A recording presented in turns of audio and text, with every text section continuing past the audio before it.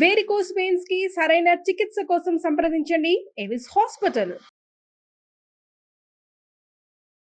నమస్కారం, welcome to Suman TV. నేను గీతాంజలి. ప్రస్తుతం మనతో పాటు శ్రీచక్రపీఠం వ్యవస్థాపకులు, ప్రముఖ జ్యోతిష్యులు డాక్టర్ ప్రదీప్ జోషి గురుగారు ఉన్నారు. వారితో మాట్లాడదాం. గురుగారు నమస్కారం అండి. శ్రీమాత్రే. త్వరలో షష్టగ్రహ కూటమి రాబోతుందని విన్నాము. దానివల్ల ప్రభావాలు అసలు ఎలా ఉంటాయి? ఎవరిపైన ఎక్కువ ప్రభావం ఉంటుంది? ప్రపంచ వ్యాప్తంగా ఉంటుందా, లేకుంటే కేవలం ఇన్ని దేశాలు మాత్రమే అని ఉంటుందా? అందులో వ్యక్తుల పరంగాన, వాళ్ళ జాతకాల పరంగాన ఎలా ఉండబోతోంది ఎఫెక్ట్? శ్రీ గురుభ్యో నమః.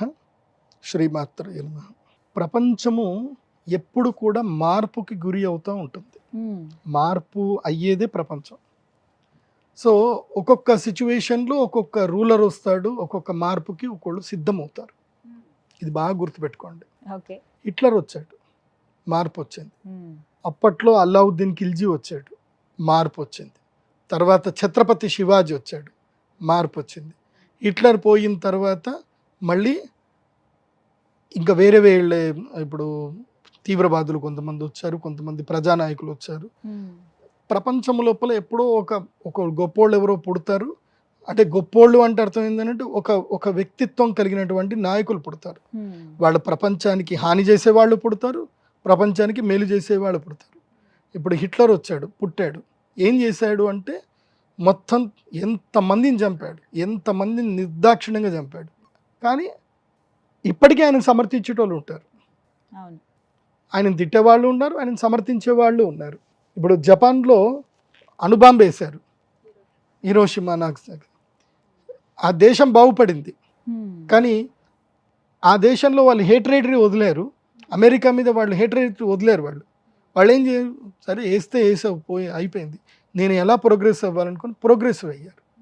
So the way of receiving అనేది వరల్డ్లో మారుతూ ఉంటుంది. ఇప్పుడు జపాన్ వరల్డ్ లార్జెస్ట్ ఎకనామిక్ కంట్రీగా ఎదిగింది. ఇప్పుడు షష్టగ్రహ కూటమి రాబోతుంది. అలాంటి మార్పులకు మళ్ళీ ఒక స్టెప్ రాబోతుంది. ఇది చాలా కీలకమైనది షష్టగ్రహ కూటమి. షష్టగ్రహ కూటమి తర్వాత ముఖ్యంగా మన భారతదేశంలో ఏం జరుగుతుంది, షష్టగ్రహ కూటమిలో బుధుడు నీచంలోకి వెళ్ళిపోతాడు. బుధుడు ఎప్పుడైతే నీచంలోకి వెళ్ళిపోయి ఈ షష్టగ్రహ కూటమి మార్చి 29వ తారీఖు ఏర్పడిందో భారతదేశ రాజకీయములో అలజడి ఏర్పడుతుంది.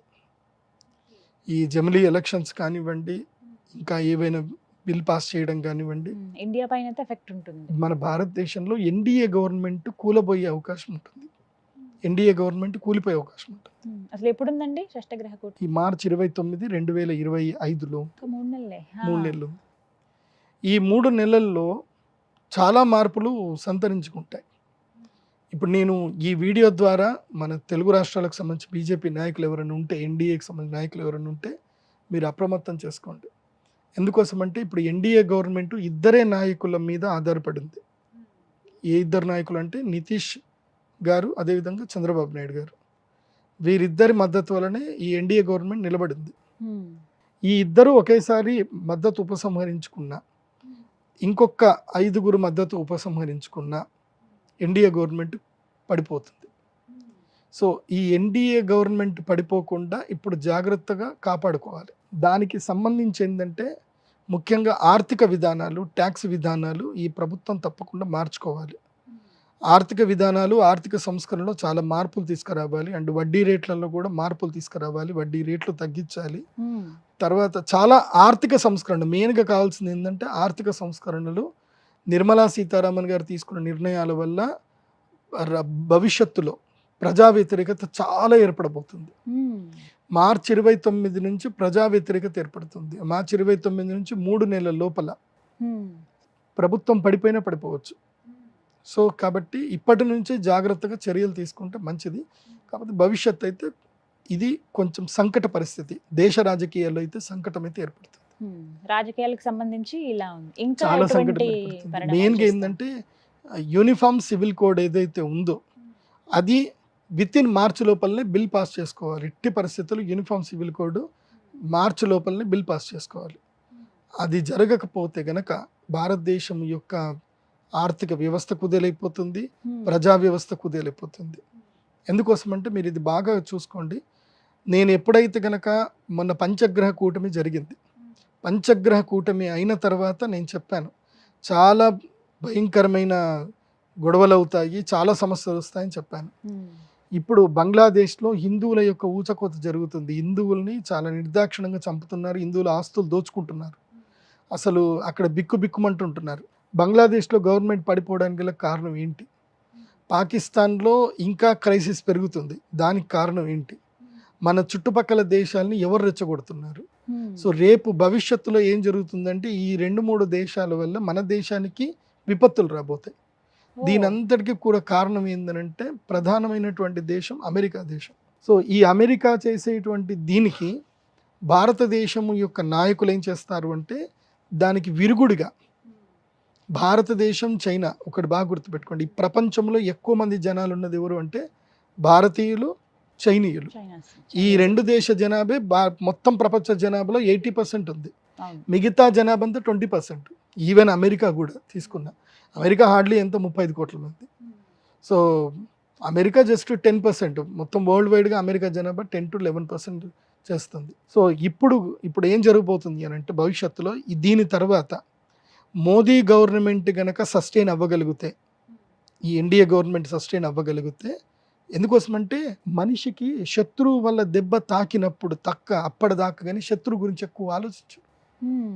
ఇప్పుడు ఒక దెబ్బ తగిలింది, ఇంకోసారి తగలొద్దు అని చూస్తారు. సో నేను తగలబోయేది మొదలే చెప్తున్నా, ఎన్డీఏ గవర్నమెంట్కి ఇప్పుడే చెప్తున్నా నేను. మీరు కన్విన్స్ చేస్తే చేయండి. ఎన్డీఏ గవర్నమెంట్కి దెబ్బ తాకపోతుంది. ఎందుకోసమంటే మోదీ గారి యొక్క ప్లాన్ ఏంటిది అని అంటే భవిష్యత్తులో చైనా, రష్యా మరియు భారతదేశం. చైనా మనకి ఇప్పటిదాకా శత్రుదేశంగా మార్చబడింది, చైనా మనకి మిత్రదేశం అయిపోయింది అనుకోండి. 70% of financial economics, 70% of transactions అన్నీ కూడా చైనా భారతదేశం మధ్యలోనే ఉంటాయి. ఎందుకోసమంటే ప్రపంచవ్యాప్తంగా మ్యానుఫ్యాక్చరింగ్ యూనిట్స్ అని ఎక్కడ ఉన్నాయంటే చైనాలోనే ఉన్నాయి. కానీ ఆ అవకాశం ఉందా అండి మిత్రదేశం అయ్యే అవకాశం? అదే కదా, అదే మార్పు. షష్టగ్రహ కూటమి అంటే అది.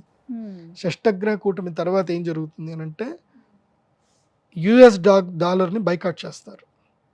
యుఎస్ డాలర్ని బైకాట్ చేయడం జరుగుతుంది. ఎందుకోసమంటే ఇప్పుడు వరల్డ్ వైడ్గా యుఎస్ డాలర్ యొక్క శాసనం జరుగుతుంది. సో ఈ శాసనం వల్ల ఏం జరుగుతుందంటే కొన్ని దేశాల యొక్క ఆర్థిక వ్యవస్థలు పడిపోతున్నాయి. ఆ దేశంలో ఎన్ని వనరులు ఉన్నా సరే ఈ యుఎస్ డాలర్ అనేది ఒక్కటి మాత్రమే ఆ దేశాలన్నీ పడేస్తుంది. ఎందుకోసమంటే మనకి ఎక్స్పోర్ట్, మనకి విదేశీ మారక నిల్వలు మన దగ్గర ఉండాలి అని అంటారు. సో ఇప్పుడు ఏం జరుగుతుంది, భారతదేశం యొక్క రూపీ వాల్యూ పడిపోతుంది. ఇది చాలా మందికి అర్థం అవ్వట్లే. ఆర్థిక వ్యవస్థలో రూపీ వాల్యూ పడిపోతుంది. మనం అందరం బాగానే ఉన్నాం, రూపీ వాల్యూ ఎందుకు పడిపోతుంది? డాలర్ వాల్యూ పెరుగుతుంది కాబట్టి. సో డాలర్ వాల్యూ పెరుగుతుంది అని అంటే వాళ్ళు పెంచడానికి వాళ్ళు ఏం చేస్తున్నారు అంటే ఈ దిక్కుమాల పనులని చేస్తారు వీళ్ళు. ప్రపంచవ్యాప్తంగా రాజకీయాలు నడిపించేది అమెరికా. సో దీనికి చెక్ పెట్టడానికి చైనా, రష్యా, భారతదేశం 3 కలుస్తాయి. కలిపి మొత్తం కూడా డాలర్ని మొత్తం ఇది చేసేసి వీళ్ళు ఒక ఇంటర్నల్ ట్రాన్సాక్షన్ చేయడానికి ఒక సరికొత్త ఆర్థిక వ్యవస్థ, సరికొత్త ఒక డాలరు, సరికొత్త ఒక రూపాయి అనేది బయటకు వస్తుంది ఇంకా. సో దీనివల్ల ఏం జరుగుతుందంటే టోటల్గా ప్రపంచ దేశాలన్నీ మొత్తం ఇదైపోతాయి. ఏ దేశాలు అయితే గనక మనల్ని దోచుకొని, ఇప్పుడు బ్రిటన్ కానివ్వండి, తర్వాత వేరే జర్మన్ కానివ్వండి, లేదంటే యుఏఈ కానివ్వండి, అమెరికా కానివ్వండి, ఇవన్నీ కూడా డాలర్ బేస్ మీదనే వాళ్ళ యొక్క ఆర్థిక వ్యవస్థలు బలంగా ఉన్నాయి. వాళ్ళ దగ్గర ఏమీ లేవు, వనరులు లేవు. ఇప్పుడు మీరు జర్మనీ వెళ్ళారనుకోండి, జర్మనీలో మీకు భూమిలో పండే వస్తువు తప్ప భూమి బయట పండే వస్తువులు ఉండవు, అక్కడ పంటలు ఉండవు. అలాంటి దేశంకి మన కరెన్సీకి చూస్తే కరెన్సీ ఎక్కువ విలువ. ఎందుకు ఈ విలువ ఎక్కడి నుంచి వస్తుంది అనేది కరెక్ట్గా మారిపోతుంది. 2025 బాగా గుర్తుపెట్టుకోండి, 2025 సంవత్సరం షష్టగ్రహ కూటమి తర్వాత ప్రపంచ ఆర్థిక విధానాలన్నీ మారిపోతాయి. వెంటనే ఎఫెక్ట్ ఉంటుందా అండి? కొంచెం స్టార్ట్ అవుతుంది, అక్కడి నుంచి బిగినింగ్ అవుతుంది. సో ఎప్పుడైతే ఈ ఆర్థిక విధానాల మీద ఆలోచన స్టార్ట్ అయిందో, రష్యా, చైనా, భారతదేశం ఎప్పుడైతే కలిసిపోయాయో ఇంకా వెంటనే దాడులు స్టార్ట్ అవుతాయి ఇంకా. సో మూడో ప్రపంచ యుద్ధం అంటారు కదా, దానికి నాంది కూడా స్టార్ట్ అవుతుంది. 2025లో స్టార్ట్ అవుతుంది, 2028కి పీక్ వెళ్ళిపోతుంది. 28. సో చెప్తున్నా కదా, ఇప్పుడు మహాభారత కాలంలో జరిగినటువంటి సంఘటన ఇప్పుడు జరుగుతుంది, అప్పటి గ్రహస్థితి ఇప్పుడు జరుగుతుంది. మార్పుకు స్టార్ట్ అవుతుంది, ద చేంజెస్ స్టార్ట్ అవుతాయి. సో ఇక్కడ నుంచి వరల్డ్ వార్కి సంబంధించిన ఇవి స్టార్ట్ అవుతాయి ఇంకా. సో ఇప్పుడు అమెరికా తీసుకునే నిర్ణయాలే చాలా కీలకమైనవి అవుతాయి. సో అమెరికా ఒరిజినాలిటీ ఏదైతే బయటపడుతుంది, అంటే వాళ్ళ యొక్క కుళ్ళు రాజకీయాలు ఏవైతే అన్ని దేశాలన్నిటి మేము శాసించాలి, మేము తొక్కి పెట్టాలన్న ఏదైతే ఉంటుందో అది ఈ సంవత్సరంలో మెల్లిగా బయటపడుతుంది. ఆల్రెడీ దానికి సంబంధించిన సిమ్టమ్స్ కూడా స్టార్ట్ అయ్యాయి. షష్టగ్రహ కూటమి అయిన తర్వాత ఈ గవర్నమెంట్ స్టెబిలిటీ అవ్వాలి. అందుకే ఈ ప్లాన్ ఉంది కాబట్టే ఈ గవర్నమెంట్ని పడగొట్టడానికి అమెరికా దేశం ప్లాన్ చేస్తుంది. సో నిజమైనటువంటి భారతదేశానికి సంబంధించిన దేశభక్తులు గనక ఎంపీలు ఉంటే, వాళ్ళకి దేశభక్తి గనక ఉంటే గనక ఈ దేశాన్ని కాపాడడానికి ఉంటారు, లేదు అంటే పోతారు. సో అందుకే బుధుడు నీచంలో పడుతున్నాడు. షష్టగ్రహ కూటమిలో బుధుడు ఎప్పుడైతే నీచంలో పడతాడో, బుధుడు నీచంలో పడ్డప్పుడు షష్టగ్రహ కూటమి అయ్యి సూర్యగ్రహణం ఏర్పడుతుందో అప్పుడు నమ్మక ద్రోహాలు జరుగుతాయి, భయంకరమైన వైరుధ్యం ఏర్పడుతుంది. అన్నీ చెడే ఉన్నాయండి, మంచి ఏమైనా జరుగుతుందా? మంచి జరిగే ముందే చెడు జరుగుతుంది. ఆ చెడుని గనక మనం ఎదుర్కోగలుగుతాం. పరీక్ష ఉంటుంది కదా, ప్రతి ఒక్కరికి ఒక ఎగ్జామ్ ఉంటుంది. ఇప్పుడు ఈ ఎన్డీఏ గవర్నమెంట్కి ఇది పరీక్షా కాలం. ఇది ఇప్పుడు ఎన్డీఏ గవర్నమెంట్ కనుక నిలబడే యూనిఫామ్ సివిల్ కోడ్ చేసుకొని ఇంకా ఎంపీల మద్దతు కూడా పెట్టుకొని గట్టిగా ఉండగలిగితే ఈ గవర్నమెంట్ స్టేబుల్గా ఉంటుంది. ఈ గవర్నమెంట్ స్టేబుల్గా ఉంటే నేను చెప్పిన ప్లాను వాళ్ళు ఏదైతే చేస్తారో అది ఇంప్లిమెంట్ అయ్యి 2025 సంవత్సరం మార్పుకు వస్తుంది. 25వ సంవత్సరంలో ఎప్పుడైతే డాలర్ని వ్యతిరేకించి ఇంటర్నల్ ట్రాన్సాక్షన్ చేసుకుంటున్నామో అప్పుడు అమెరికా కోపం వస్తుంది, అక్కడికించి యుద్ధం స్టార్ట్ అవుతుంది. ఇది బాగా గుర్తుపెట్టుకోండి. ఇది చాలామందికి కొంతమందికి అర్థమవుతుంది. నేను సింపుల్ మెథడ్లో మీకు అర్థమయ్యేటట్టు చెప్తాను. ఇప్పుడు ఉదాహరణకి ఏంటంటే, ఇప్పుడు ఒక ఏ అనే ఒక వ్యక్తి ఉన్నాడు, అంటే అమెరికా అని ఏ అనుకుందాం, ఏ అనే వ్యక్తి అమెరికా అనుకుందాం. వాళ్ళ దగ్గర బోలెడు బంగారం ఉంది. వాళ్ళ బంగారం ఉంది కాబట్టి వాళ్ళ కరెన్సీ రేట్ ఎక్కువ ఉంది. ఆయన ఏం చెప్తాడు అంటే, మీరందరూ కూడా నేను ఇచ్చేటువంటి రేట్ వాల్యూ తోటి మీరందరూ మీ వస్తువులు కొనుక్కోవాలి, అమ్ముకోవాలి. మీరందరూ నా డబ్బుతోటి కొనుక్కోవాలి, అమ్ముకోవాలి అంటున్నారు. వీళ్ళందరూ తెలియదు ఇప్పటిదాకా. అవును సరే మేము కొనుక్కుంటాం అన్నారు. ఇప్పుడు నా దగ్గర నీళ్లు ఉన్నాయి, నా దగ్గర నీళ్లు నాకు ఫ్రీగా దొరుకుతాయి, నాకు నీళ్లు ఫ్రీగా దొరుకుతాయి. సో నేను నీకు అమ్ముతా, నాకు ఫ్రీగా దొరుకుతాయి కాబట్టి నేను నీకు అమ్ముతా. నా దగ్గర 10 రూపాయలకు నేను అమ్ముతా. కాకపోతే వాడేమంటాడు అంటే, నువ్వు ఇది నీ 10 రూపాయలకు అమ్ముకోకూడదు, నా యొక్క $10 నువ్వు అమ్మాలి అంటాడు. నువ్వు 10 రూపాయలకు అమ్ముకోవద్దు, $10 అమ్మాలి అని అంటాడు. పెత్తనం చేస్తున్నారు. సో యూఏఈలో నీళ్లు లేవు. ఇప్పుడు యూఏఈలో ఏది డీజిల్ ఉంది, వాళ్ళ దగ్గర ఆయిల్ ఉంది, మన దగ్గర నీళ్లు ఉన్నాయి. మనం వాళ్ళకి నీళ్లు ఇస్తున్నాం, వాళ్ళు మనకు ఆయిల్ ఇస్తున్నారు. ఇప్పుడు మన ఇద్దరి మధ్యనే ట్రాన్సాక్షన్ జరుగుతుంది. వాడి పెత్తనం ఎందుకు మరి? వాడేం నీళ్ళు ఇవ్వట్లే, వాడేం ఆయిల్ ఇవ్వట్లే. కానీ మన ఇద్దరి మధ్యన జరిగే ట్రాన్సాక్షన్ పెత్తనం మాత్రం కరెన్సీ వాల్యూ మాత్రం ఆయన పెట్టుకుంటున్నారు. ఇన్ని రోజులు అమెరికా ఇదే శాసనం చేసింది. ఈ శాసనం వల్ల మాత్రమే ఇప్పుడు అమెరికా గట్టిగా ఉంది. కానీ దాని యొక్క పతనం ప్రారంభమవుతుంది. అమెరికా పతనం ప్రారంభమవుతుంది 2025 నుంచి స్టార్ట్ అవుతుంది. సో ఇది వరల్డ్ వార్కి దారితీస్తుంది. ఎవరు పెద్దన్న పాత్ర పోషించే అవకాశం ఉంది తర్వాత ఫ్యూచర్లో ఒకవేళ అమెరికా పతనం కనుక ప్రారంభం అయితే? మన మోదీ గారే, నరేంద్ర మోదీ గారే వరల్డ్ విశ్వగురువు అవుతారు. ఇప్పుడు భారతదేశం విశ్వగురువు అవ్వడానికి ఆస్కారం ఉంది. ఒక్క పరీక్ష నెగ్గితే చాలు. విశ్వగురువుగా శ్రీ నరేంద్ర మోదీ గారిని అలాగే ప్రధానమంత్రిగా కంటిన్యూ చేసుకొని ఇంకో 10 ఏళ్ల పాటు ఆయన కనుక ప్రధానమంత్రిగా ఉంటే $US కరెన్సీ మొత్తం పడిపోతుంది, మన భారతదేశం కరెన్సీ పెరుగుతుంది. అదేదో సినిమాలో ఉపేంద్ర గారు చూపించారు కదా, అలాగే జరుగుతుంది.